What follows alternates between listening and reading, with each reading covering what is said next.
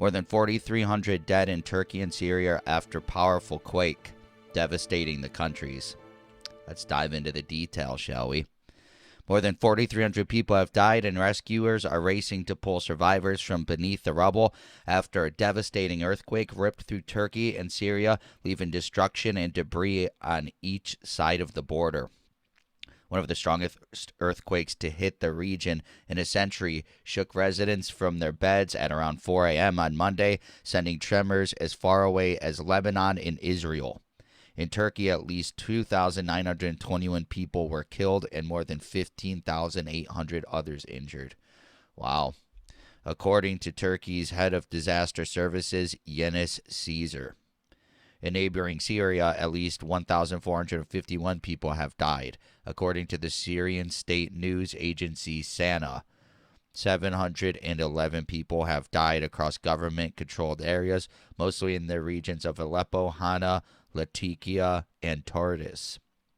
The White Helmets Group, officially known as the Syria Civil Defense, reported 740 deaths in opposition-controlled areas. Much of the northwestern Syria, which borders Turkey, is controlled by anti-government forces amid bloody civil war that began in 2011. Look at this. It's so huge. And like in Iraq, you could feel it in Iraq. That's insane. More than 60 aftershocks were recorded, including a major one at 7.5 magnitude. Wow, so the 7.8 and then the 7.5 came after. That's terrifying. There's these little spots. Let's continue. The epicenter of the 7.8 magnitude quake was 23 kilometers, 14.2 miles east of Nurdagi in Turkey's Gaziantep province at a depth of 24.1 kilometers or 14.9 miles, the United States Geological Survey USGS said. A series of aftershocks have reverberated throughout the day. The largest, a major quake that measured 7.5 in magnitude, hit in Turkey about 9 hours after the initial quake, according to the USGS. That aftershock hit around 75 kilometers or 59 miles north of the original. Video from the scene in Turkey showed day breaking over rows of collapsed buildings, some with apartments exposed to the elements as people huddled in the freezing cold beside them, waiting for help. Yeah, this is awful. It's during the winter, too. Look at this. Devastating. A host of countries have sent rescue workers to help the stricken region, where a colossal effort to find and free trapped civilians is underway. A cold and wet weather system is moving through the region, further hampering the challenge. Monday's quake is believed to be the strongest to hit Turkey since 1939, when an earthquake of the same magnitude killed 30,000 people, according to the USGS. Earthquakes of this magnitude are rare, with fewer than 5 occurring each year on average anywhere in the world. 7 quakes with magnitude 7.0 or greater have struck Turkey in the past 25 years, but Monday's is the most powerful. Carrie Lang, an assistant professor at Georgia Tech University School of Earth and Atmospheric Scientists, told CNN the area hit by the quake Monday is prone to seismic activity.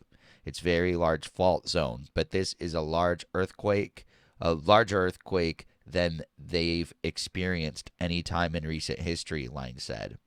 We cannot use the buildings anymore, maybe for hours, maybe until tomorrow. I don't know.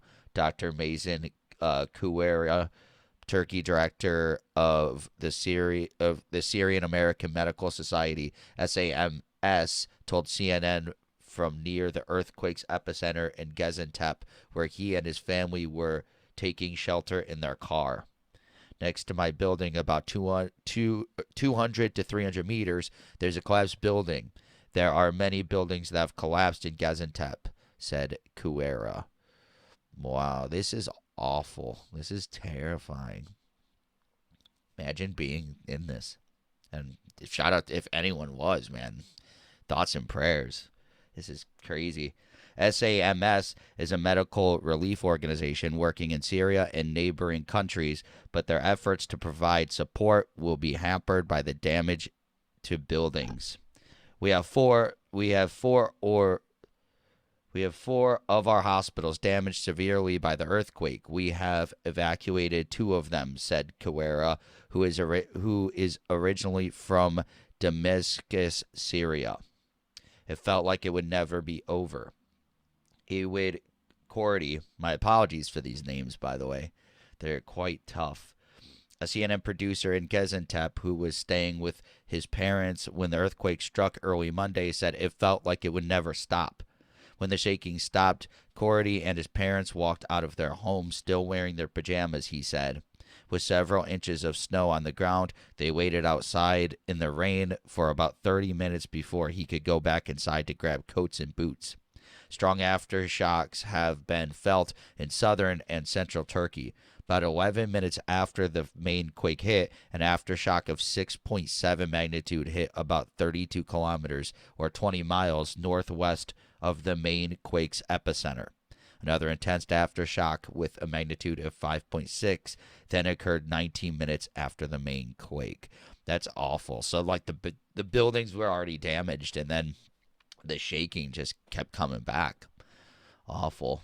This is insane. Cordy described Monday's aftershock as being like Armageddon. I actually don't believe I made it out, Cordy said, adding that when it began, his parents screamed and that he did his best to calm them down, assuring them it would be over soon. Cordy said there were up to 8 very strong aftershocks in under a minute after the 7.8 magnitude shake struck, causing belongings in his home to fall to the ground. Many of his neighbors had left their homes following the quake, he said. He also visited Pazarkik, a neighboring town, and said that the situation there were even more catastrophic. Photos showing the true scale of the disaster emerged as day broke in Turkey. Entire buildings have been flattened with metal rods scattered across the streets. Cars have toppled over while bulldozers work to clear the debris. Gaziantep Castle has been heavily damaged. A winter storm in the region is exacerbating the disaster, according to CNN meteorologists. Hundreds of thousands of people are impacted by this. It is cold. It is rainy. Roads could be impacted. That means your food, your livelihood, the care of your children, the care of your family, CNN meteorologist Karen Meganis said. Anything as far as crops or anything growing across the region will be impacted as well. The ramifications of this are broad and will impact this region for weeks and months. Yeah, maybe even years. Well, it's like crazy how bad this is. Meanwhile, the situation in Syria appears to be dire. More than 4 million people rely on humanitarian assistance in the region of northwest Syria where the deadly earthquake struck, according to the UN Office for Coordination of Humanitarian Affairs, or OCHA. The majority of these people are women and children. Along with the devastation from the earthquake, Syrian communities are battling an ongoing cholera outbreak amid a harsh winter with heavy rain and snow over the weekend, OCHA said in a statement. So they have this video embedded here. We'll watch it real quick so you could get a better idea of actual footage on the ground. 100 people have been killed in Turkey and in neighboring Syria. This was like right after, so they were reporting 100 at the moment deaths, but now it's up to 4,300 at least. Thousands of others have been injured. The quake caused hundreds of buildings to collapse, and now there is a desperate and urgent search and rescue effort underway to reach people trapped beneath the rubble. The 7.8 magnitude quake struck before daybreak, centred in Turkey's Gaziantep province. Since then, at least 18 aftershocks stronger than magnitude 4 have been reported. And I'm joined now by CNN correspondent Scott McLean. He's live in London. We are seeing these remarkable pictures of people, survivors coming out of those areas. And there's one video that I want to show you coming out of the city of Malatya. It is a small city. It is not right at the epicenter, but it's not far. And I'll just play it for you now. Listen. Pembe var mı üzerinde? Abla şu an lütfen siz kendinizi düşünün. Başka bir şey görmüyorum ben.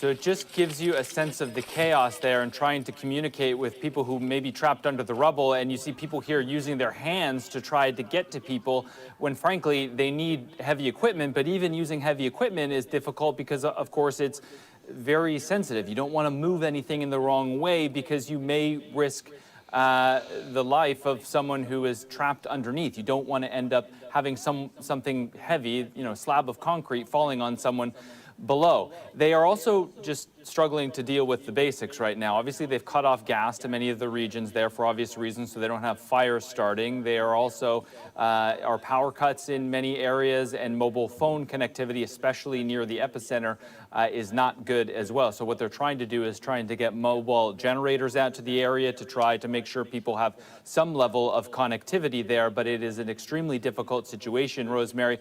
The latest figures, 284 dead, more than 2,300 injured, and more than 1,700 buildings damaged in some way across 10 cities. And this is just what we know a few hours into this. Surely those numbers are going to rise in a big, big way.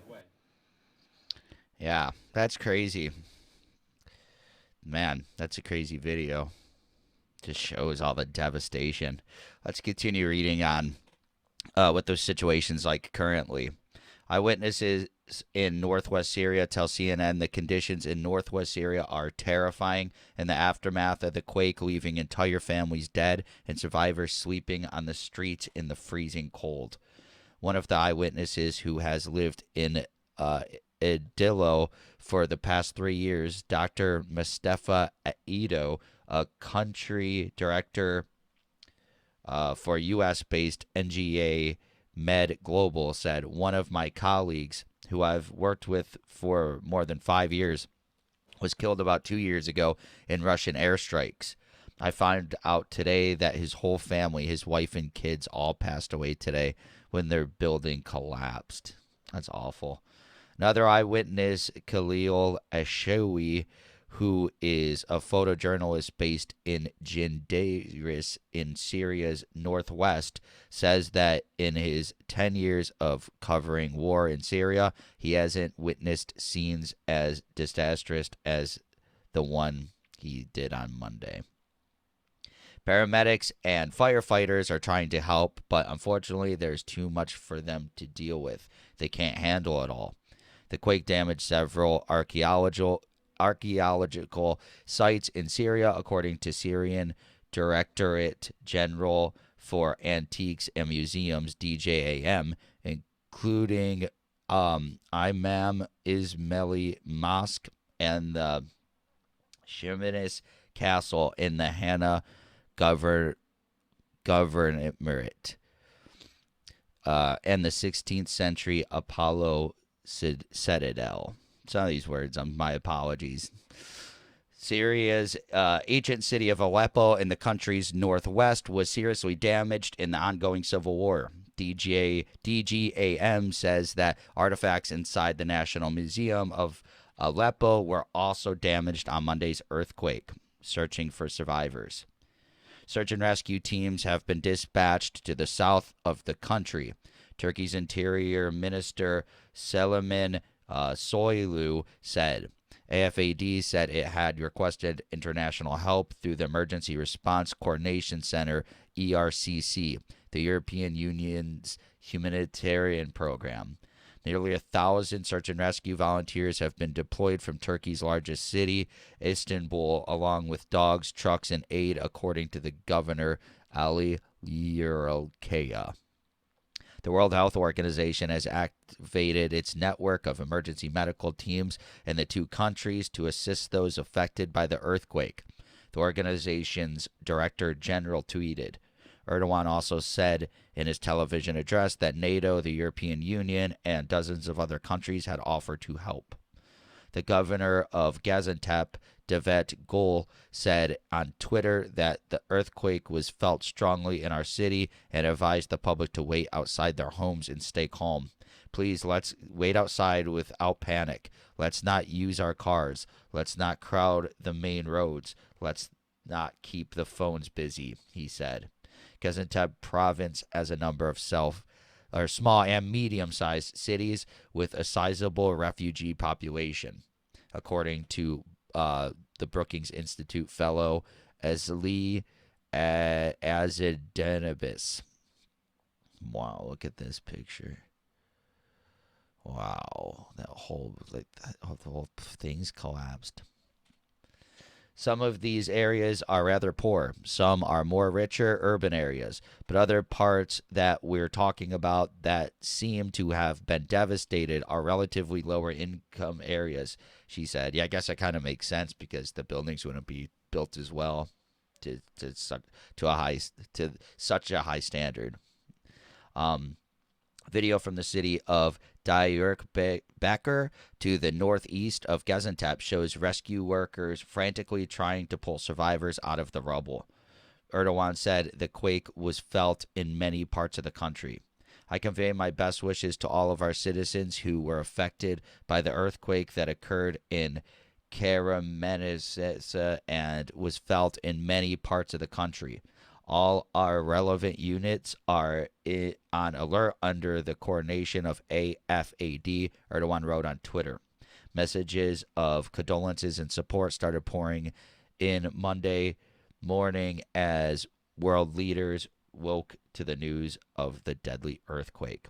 White House National Security Advisor Jake Sullivan said the United States was profoundly concerned about the destruction in Syria and Turkey. I have been in touch with Turkish officials to relay that we stand ready to provide any and all needed assistance. We will continue to closely monitor the situation in coordination with Turkey, Sullivan wrote on Twitter. Man, this is awful. Yeah, I guess disasters happen, but it doesn't make them easier to watch and go through, It's awful. Yeah. But tell me what you think about the whole situation. Let me know any and all your opinions in the comments below. Also, please give this video a like, subscribe to the channel for daily news updates, hit that notification bell, and share this video to help spread the news. Thank you so much for watching, and I'll catch you in the next one. Peace.